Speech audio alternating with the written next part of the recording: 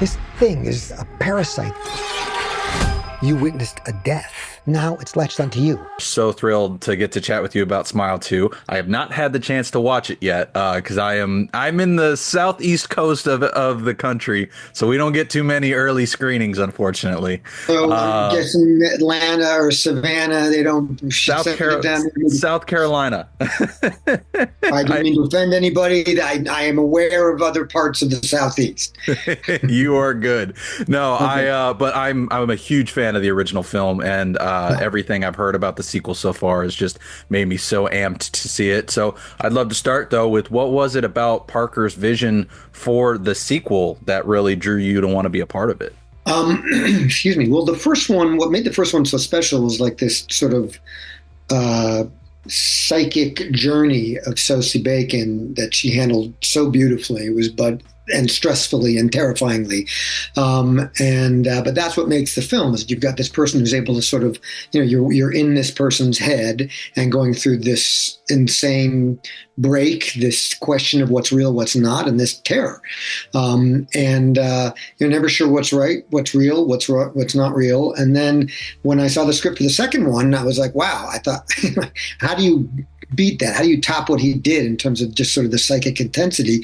And he just upped it. He tripled it. He quadrupled it. It's not enough to just say, okay, well, she's a pop star, but what it did was it set up a situation where you've got sort of just a much bigger, broader world. And then with Naomi in there, she's just a marvel. I mean, you needed somebody who was going to be able to sort of, again, sort of drive this psychotic truck on her own for 2 hours with everybody else working around her. And she succeeds in that. And again, it's because Parker's script is, while the events are so superhuman and otherworldly, it's a very human experience. And Naomi takes us through what is an incredibly terrifying human drama, something we can't possibly imagine happening. She can't imagine either. But that's where the terror and the fun of the scare comes in. But it only happens if she's as real as she is. And she just does a remarkable job. Well, and I love that you mentioned the pop star like opening the world up, because as soon as I saw that was the plot, I was like, oh, the stakes are too high this time. This is going to be scary. Through the roof. I mean, it explodes. It's huge. So, in looking at your character in particular, then I loved that, as we see in learn in the trailer, that he is someone who has survived this once by dying and coming back. And, that's something that I feel like we don't see too often in these kinds of cursed following movies. What is it like to sort of dive into his mentality and sort of bringing him to life, since you talk about Naomi having to carry this? Right. What is it like for him? Well, it's a very different experience in terms of the sort of the energy of the role. I won't go into any detail about too much about where he comes from or why he's there, what he's doing, but just generally he's this sort of mysterious outsider who has had a very painful experience with the terror, and he's gathered tons of knowledge about it. So he intervenes to try to help Naomi Scott and save her and essentially save the world from this terror that's only going to get bigger and bigger. And he has information that she doesn't have. Is there something mysterious about him? There's something quiet about him. And he's an ER nurse. And which is part of why he has this medical information that might come in handy. I won't say anything further about that. But I read in him an anxiety, a pain, and a total commitment to what was going on. And that he's just a great character. Again, Parker wrote a very human, softer character, somebody who's just sort of this in his own little space, and suddenly he busts out and tries to sort of help Naomi, and she's this crazy rock star. So it's sort of weird for him to be involved with her. But again, just sitting down at, you've seen in the trailer that she and I are at this bar, and I'm trying to help her out, and she's in a state, and I'm in a different state, and we're trying to find a place to work together. And again, she's just a ball of fire, and she's a star, and so bringing those two characters together was really, really fun. Parker just sort of helped us finesse it really well. I love that. So I know you don't want to necessarily get into details about what Morris's backstory is of how he got there, but do we actually learn that in this film, or is that sort of left open for maybe future films to explore? You do learn why he's there, and we'll see what happens with Morris, is what I'll say. Okay, I like that. I like hearing that. So, you mentioned working with Parker to sort of find that that energy middle ground between you and Naomi, and I'd love to hear though what it's like working with Naomi in particular to really find their dynamic, even if it is just for that scene of him trying to help her and the world. Well, he comes back later, and their relationship continues, but it's sort of a weird. This is not a meet cute. Let's put it that way.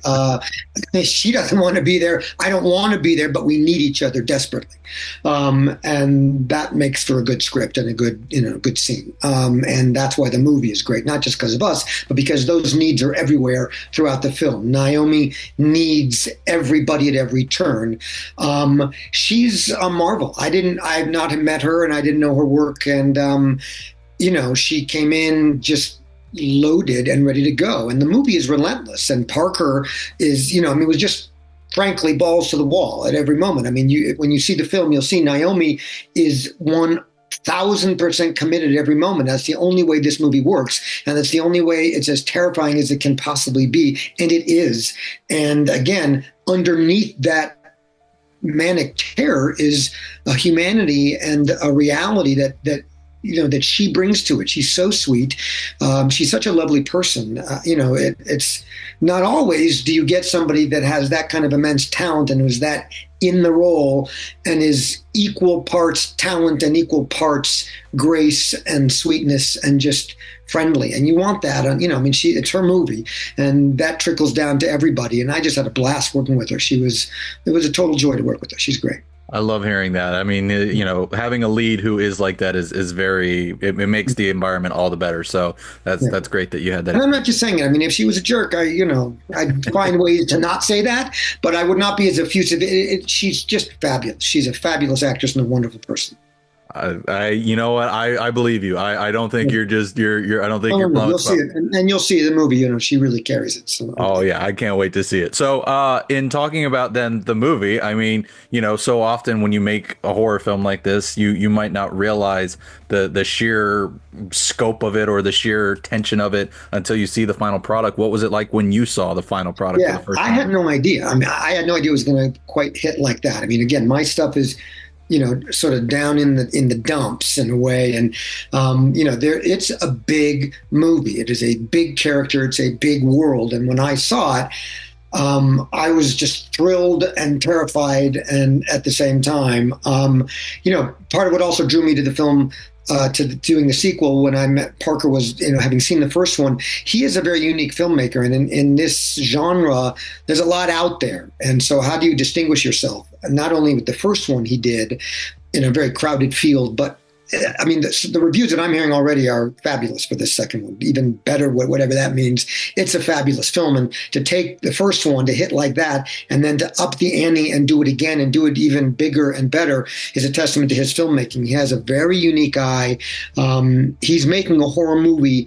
It's 360 degrees. It's not just that, Naomi has to bring it, and she does, but it's the dance that she and Parker are doing together. Parker creates a space, and he has a filmic eye that just carries this thing at 100 miles an hour, and she drives it as fast. So when I saw it, I was frankly just blown away. I was, again, I came from the smaller world of the film. I knew the script. You read it and you're like, oh, wow, that's going to be cool. How are they going to do that? My scenes were very real and intense and in there. And then when you see it explode on the screen and people are screaming around you, and I myself am terrified, even though I really know what's going on, that's a testament to Parker and Naomi. They really pulled it off. I love hearing that. And I can't wait to see what Parker does outside of this franchise, too. He's already proven himself to be an incredible filmmaker. So really special. Just looking forward to see what's next. I think I'm almost coming up on time, so I had two more questions for you. Yeah. The first of which is that I'm also a big Midnight Meat Train fan, so I love that this is a return to the horror genre for you after quite a while. And Yeah. I'd love to hear what it's like for you, not only reflecting on that movie, but just again reflecting on the fact that you came back to that genre after such a period of time for this one. It's funny. I hadn't thought about that movie for a while. And the other day, I was like, somebody said you've done other horror films, and I was like, well, I've stabbed a lot of zombies, and I've been in medically horrific situations doing a medical show for 5 years. But no, I thought this was my first real horror film, and I was like, wait, whoa, hold on, Midnight Meat Train. Again, I was not in the gore and the terror of that film, but that was a blast to work with. That was Bradley Cooper before he was Bradley Cooper, and he was also really great to work with. And I had a fun time, and it's been 20 some, I don't know how many years. It's great to be back into it.